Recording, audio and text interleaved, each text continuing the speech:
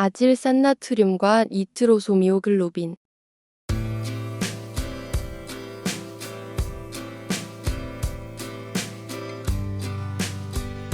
프로토포르피린은 햄 및 헤모글로빈과 미오글로빈 그리고 식물 엽록소의 전구체입니다. 프로토포르피린의 중심에는 4개의 질소가 있습니다.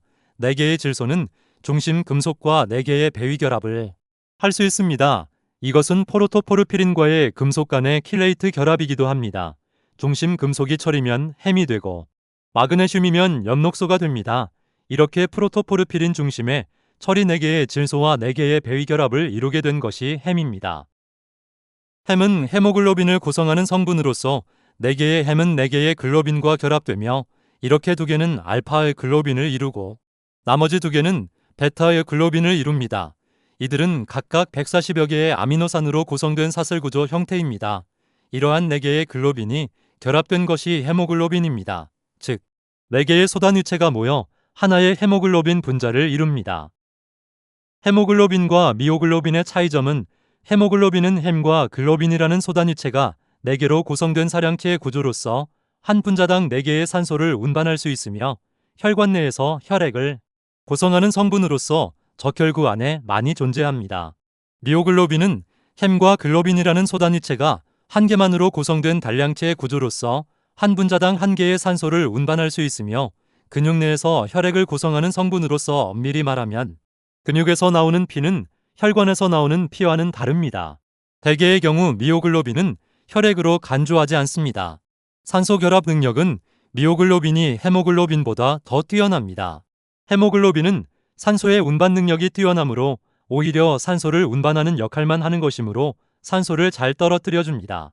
단순히 미오글로빈이 4개가 모인다고 해서 헤모글로빈이 되는 것은 아닙니다. 미오글로빈과 헤모글로빈은 근육과 혈관에 존재하는 서로 다른 혈액으로서 성분과 역할이 다르므로 서로 섞여서는 안 됩니다. 헤모글로빈이든 미오글로빈이든 중심철은 이가철 형태로 되어야 산소와 가역적으로 결합할 수 있는 상태가 됩니다. 즉, 산소를 잡았다가 필요할 때 놓아줄 수 있습니다. 우리가 숨을 쉬고 근육이 작동하는 것은 모두 이가철 덕분입니다. 반면 삼가철 형태는 산소와 결합할 능력을 상실한 상태이며 미오글로빈의 경우 철이 삼가로 변하면 이를 메트미오글로빈이라고 부르며 고기 색깔이 갈색으로 변합니다. 철은 최대 6개의 배위결합을 할 수 있는 능력이 있습니다. 4개의 배위결합은 기본적으로 프로토포르피린의 질소들과 평면상에서 결합하여 이미 완성된 햄의 모습을 갖춥니다. 남은 2개의 배위결합은 이 평면의 위와 아래 방향으로 열려 있습니다. 헤모글로빈이 되면 이 중 하나는 글로빈 단백질 특히 그 중에서 히스티딘 아미노산과 연결되고 나머지 하나는 물과 결합하는 자리가 됩니다. 미오글로빈도 헤모글로빈과 마찬가지로 히스티딘 및 물과 결합하면서 6배의 결합을 이룹니다. 특히 중심 금속의 아래 방향의 5번 자리에요. 히스티딘과 결합하고 위쪽 방향의 6번 자리에 물과 결합합니다. 철은 천이금속으로서 이가철과 삼가철은 미오글로빈 안에서 sp3d2 온성 오비탈의 팔면체 구조를 이루면서 6배의 결합을 형성할 수 있습니다. 이가철은 1개의 민 s오비탈, 3개의 빈 p오비탈, d오비탈의 전자가 6개가 있으므로 2개의 빈 d오비탈을 가집니다. 그러므로 sp3d2가 됩니다. 미오글로빈의 이가철 상태는 산소와의 결합 능력이 좋아서 산소가 있는 환경에서는 옥시미오글로빈의 형태가 될 수 있습니다. 이것은 가역적인 변화가 가능합니다. 반면 전자 1개가 더 제거된 삼가철 상태는 산소와의 결합 능력이 떨어지고 양전하가 더 강하기 때문에 산소를 배제시키고 다른 주변 리간드 즉 물, 수산화이온, 시아나이온 등과 훨씬 더 단단하게 결합해버리거나 이들의 강한 인력으로 인해 산소를 아예 못 잡는 상태가 됩니다. 이렇게 삼가철이 물과 결합된 메트미오글로빈이 되면 다시 가역적으로 이가철 상태의 옥시미오글로빈이나 미오글로빈 형태로 되돌아가지 못합니다. 가만 살아있는 세포는 효소에 의해 어렵게라도 다시 이가철 상태로 돌아갈 수는 있지만 고기 덩어리처럼 죽은 세포는 불가능합니다. 니트로소미오글로빈은 이가철에 물이나 산소 대신에 일산화질소가 결합된 형태입니다.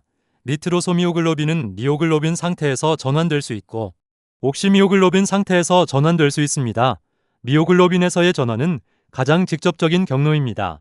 아질산염에서 유래한 일산화질소가 산소가 없는 상태의 미오글로빈 암적색과 만나면 물이 떨어져 나가고 그 자리에 일산화질소가 결합하면서 바로 니트로소미오글로빈 분홍색이 됩니다. 니트로소미오글로빈은 산소와 결합해 있는 선홍색의 옥시미오글로빈 상태에서도 전환이 가능합니다. 이때는 산소가 떨어져 나가고 그 자리에 일산화질소가 들어갑니다. 현실적으로 가공 공정에서는 산소를 차단하거나 열을 가하는 과정이 포함되므로 옥시미오글로빈이 산소를 잃고 미오글로빈이 된 후 일산화질소와 결합하는 경우가 많습니다. 니트로소미오글로빈이 다시 가역적으로 미오글로빈이나 옥시미오글로빈으로 전환되는 것은 매우 어렵습니다. 일산화질소는 산소보다 처리가 양이온과 결합하는 힘이 훨씬 강합니다. 그러므로 가역적으로 다시 산소나 물로 돌아오기 어렵습니다. 게다가 햄이나 소시지를 공정 중에 열처리 가공을 거치므로 이렇게 니트로소미오글로빈 상태에서 가열을 하게 되면 니트로소헤모크롬이라는 더욱 안정적인 복합체로 변하며 이 단계가 되면 분홍색에서 다시는 원래의 생고기의 젓갈색으로 돌아갈 수 없는 완전한 비가역 상태가 됩니다. 이렇게 단백질이 열에 의해 변성되면서 일산화질소와 결합한 햄 구조를 꽉 붙들어 매게 되는데 이 상태가 바로 니트로소헤모크롬입니다. 즉, 고기는 더욱 안정한 분홍색이 됩니다. 니트로소미오글로빈과 니트로소헤모크롬의 분자 구조는 크게 차이가 없지만 가장 큰 차이점이라면 니트로소헤모크롬의 글로빈은 변성되었다는 것입니다. 이러한 변성된 글로빈과 단백질 덕분에 분홍색이 열과 빛에 훨씬 더 안정적입니다. 아질산나트륨을 가공 중에 고기와 섞게 되면 옥시미오글로빈은 니트로소미오글로빈으로 전환됩니다. 이 과정은 화학적 단계를 거칩니다. 먼저 아질산나트륨이 고기의 산성 환경이나 환원제, 비타민C 등과 만나서 일산화질소 기체를 형성합니다. 미오글로빈의 6번 배위 자리에 결합해 있던 산소나 물이 떨어져 나가고 그 자리에 일산화질소가 강력하게 결합합니다. 이 결합의 결과물이 니트로소미오글로빈입니다. 일반적인 고기는 익히면 미오글로빈이 산화되어 갈색의 매트미오글로빈으로 변하지만 아질산나트륨 처리를 한 고기는 익혀도 선홍색이 그대로 유지됩니다.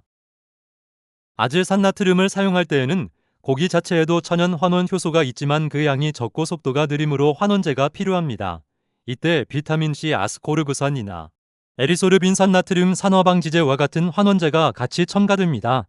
이러한 환원제를 넣어주면 아질산염이 일산화질소로 변하는 속도를 획기적으로 높여줍니다. 아질산나트륨을 사용하는 것은 단순히 색깔 때문만은 아닙니다.